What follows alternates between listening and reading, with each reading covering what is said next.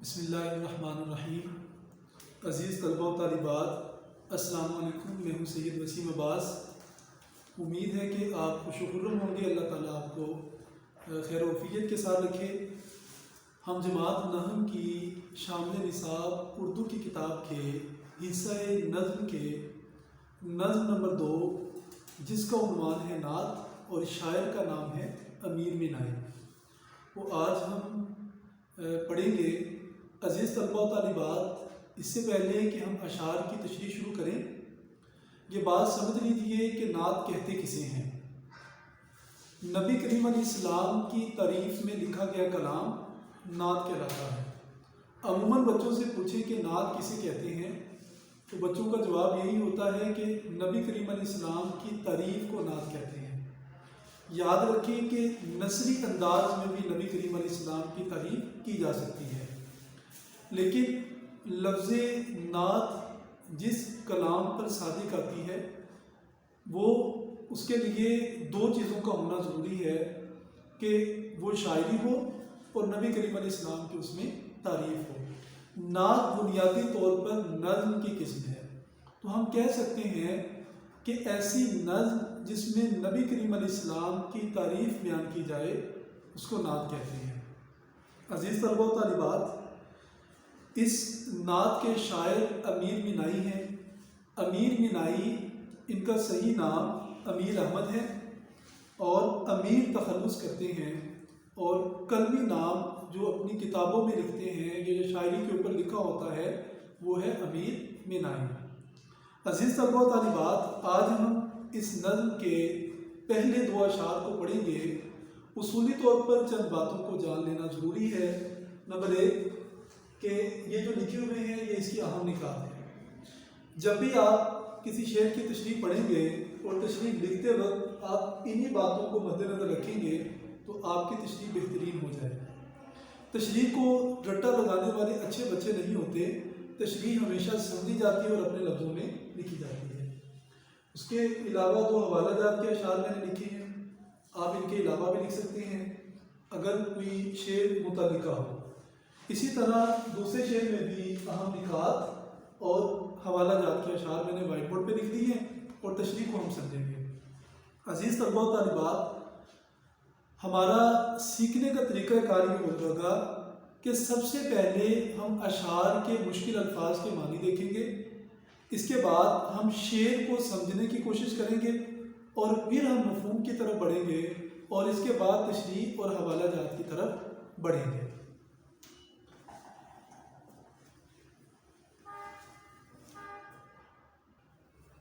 تو نعت کے پہلے شعر کی طرف دیکھیے۔ صبا بے شک آتی مدینے سے تو ہے کہ تجھ میں مدینے کے پھولوں کی بو ہے۔ سب سے پہلے مشکل الفاظ کے معنی دیکھ لیجیے۔ سب سے پہلا لفظ ہے صبا۔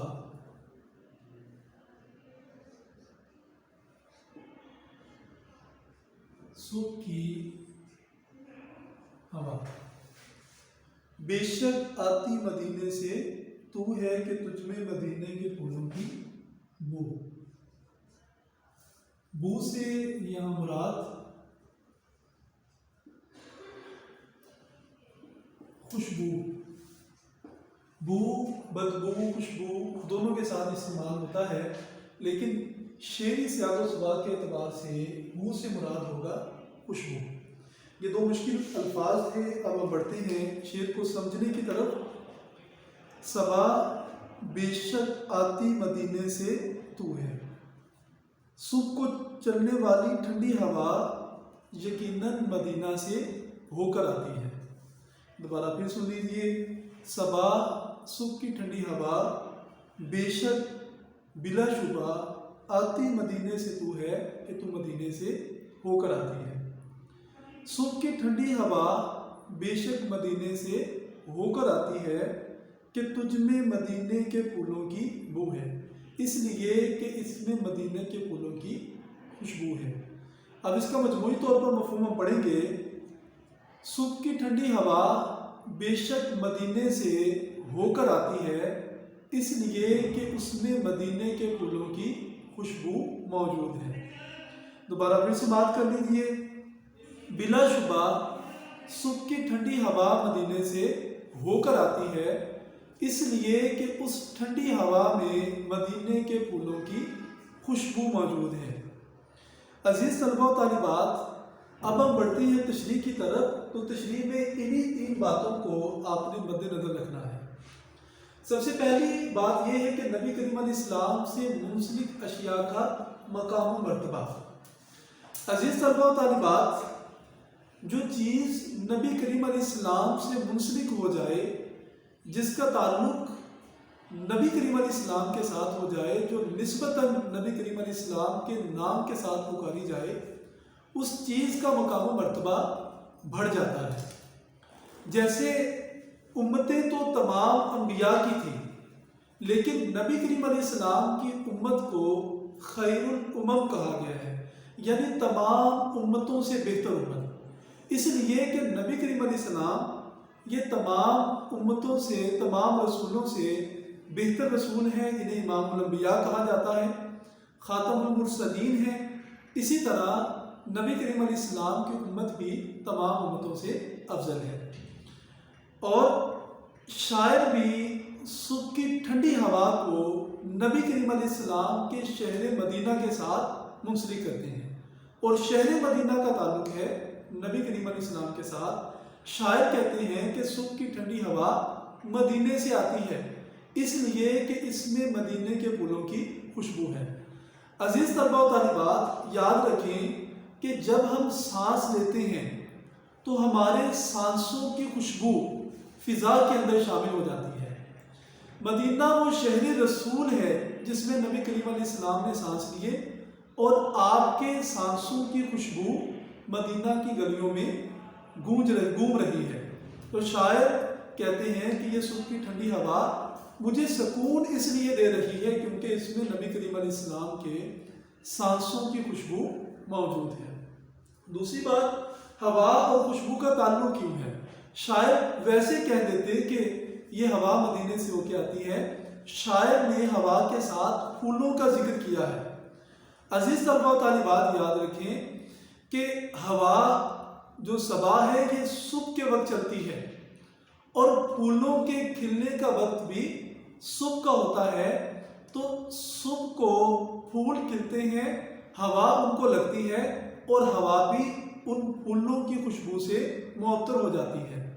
شاعر کہتے ہیں کہ یہ جو صبح کی ٹھنڈی ہوا میں خوشبو آتی ہے، یہ عام پھولوں کی خوشبو نہیں، مدینے کے پھولوں کی خوشبو ہے، کیونکہ ہوا کا نقطۂ آغاز مدینہ المنورہ ہے۔ آج جدید سائنس کے مطابق یہ بات روز روشن کی طرح آیا ہے کہ پوری دنیا کو جو ہوا میسر آتی ہے، یہ نبی کریم علیہ السلام کے شہر مدینہ سے آتی ہے، یعنی ہوا کا آغاز شہر رسول مدینہ المنورہ سے ہوتا ہے۔ شاعر کہتے ہیں کہ صبح کی ٹھنڈی ہوا مدینہ سے ہو کر آتی ہے۔ عزیز طلباء و طالبات، یہ تھی اس شعر کی تشریح۔ اب ہم بڑھتے ہیں حوالہ جات کی طرف۔ یاد جب مجھ کو مدینے کی فضا آتی ہے، سانس لیتا ہوں تو جنت کی ہوا آتی ہے۔ شاعر کہتے ہیں کہ جب بھی مدینے کا تصور رکھ کر میں سانس لیتا ہوں، ایسے لگتا ہے کہ مجھے جو خوشبو آ رہی ہے یہ مدینہ کے پھولوں کی ہے۔ ذرے بھی مدینے کے ہوئے لالے بدخشاں، جنت کا نمونہ ہے مدینے کی زمین۔ لالے بدخشاں کہتے ہیں، لال بنیادی طور پر ایسے قیمتی موتی کو کہا جاتا ہے جس کا رنگ سرخ ہوتا ہے۔ بدخشاں یہ خطے کا نام ہے۔ اس خطے کے لال ہیرے بڑے مشہور ہیں۔ شاعر کہتے ہیں کہ مدینے کے ذرے ایسے ہیں جیسے لالے بدخشاں ہیں، کیونکہ جنت کا نمونہ ہے مدینے کی زمین۔ یعنی مدینے کی زمین کو دیکھا جائے تو وہ جنت کی طرح ہے، اور اگر مٹی کے ذروں کو دیکھا جائے تو وہ لالے بدخشاں محسوس ہوتے ہیں۔ اور نبی کریم علیہ السلام کے شہر کی ہوا کو دیکھا جائے تو شہر رسول کی ہوا معطر ہے۔ عزیز طلباء و طالبات، یہ تھا شعر نمبر 1۔ اب ہم بڑھتے ہیں شعر نمبر 2 کی طرف۔ تو سب سے پہلے مشکل الفاظ کے معنی دیکھ لیجئے۔ سنی ہم نے طوطی اور بلبل کی باتیں، تیرا تذکرہ ہے تیری گفتگو ہے. سنی ہم نے طوطی و بلبل کی باتیں، تیرا تذکرہ ہے تیری گفتگو ہے. تذکرہ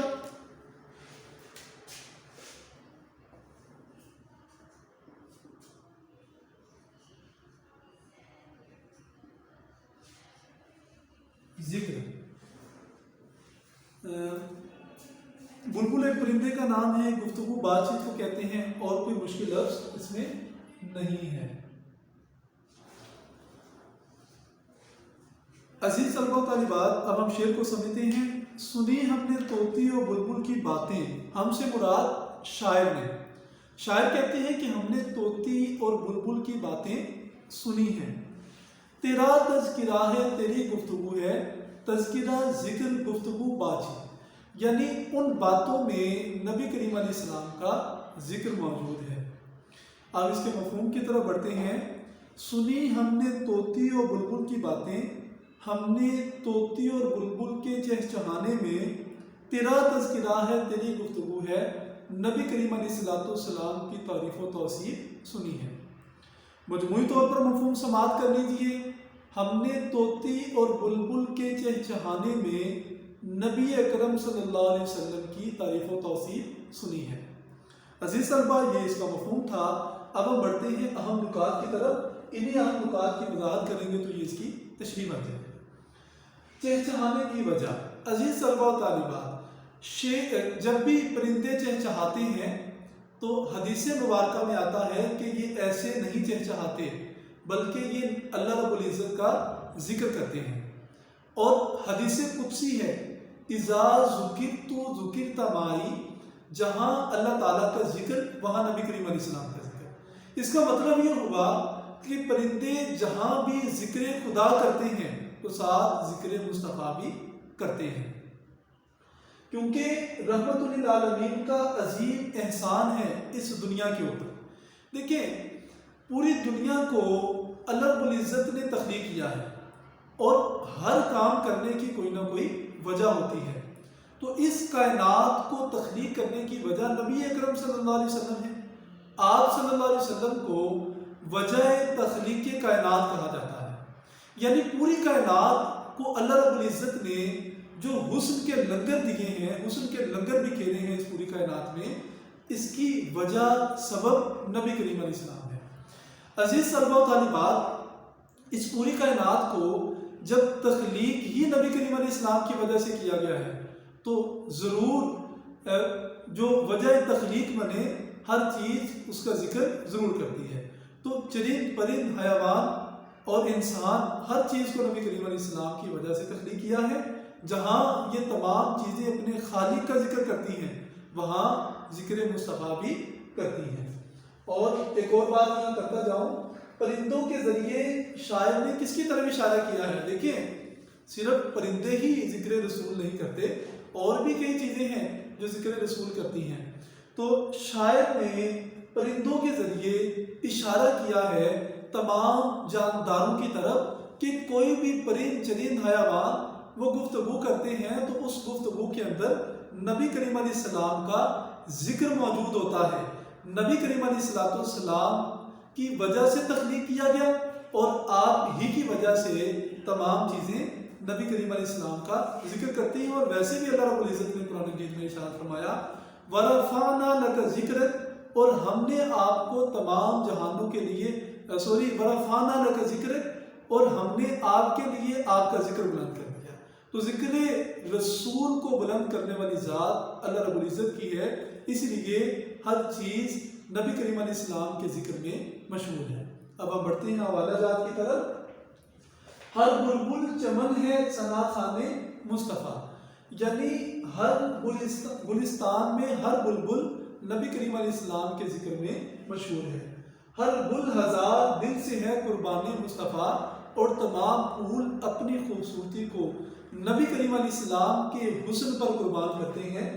کیا مدینے کے چمن سے ہو کے آئی ہے ابھی، اس لیے یہ دلکشی کمری تیری کوکو میں ہے. شاعر کمری سے پوچھتے ہیں. کمری ایک پرندے کا نام ہے، سرو ایک پودے کا نام ہے جو انسان سے زیادہ بلند ہوتا ہے اور اس کے اوپر مختلف قسم کے جو پرندے ہوتے ہیں، مختلف قسم کے یہ جو قمری پرندے ہیں یہ چہچہاتے ہیں، تو شاعر کہتے ہیں کہ اس کے چہچہانے کی وجہ یہ ہے کیونکہ یہ نبی کریم علیہ السلام کے شہر سے ہو کر آئے ہیں۔ عزیز طلبہ و طالبات، امید ہے کہ آپ کو یہ لیکچر سمجھ آ چکا ہوگا، آپ نے اہم باتوں کو نوٹ بھی کر لیا ہوگا۔ اسے اچھے طریقے سے تیار کیجئے، اپنے نوٹ بک کی زینت بنا لیجئے۔ اس کے ساتھ ہی اجازت دیجئے، اگلے اشعار کے ساتھ دوبارہ پھر ملاقات ہوگی۔ اپنا خیال رکھیے گا۔ اللہ حافظ۔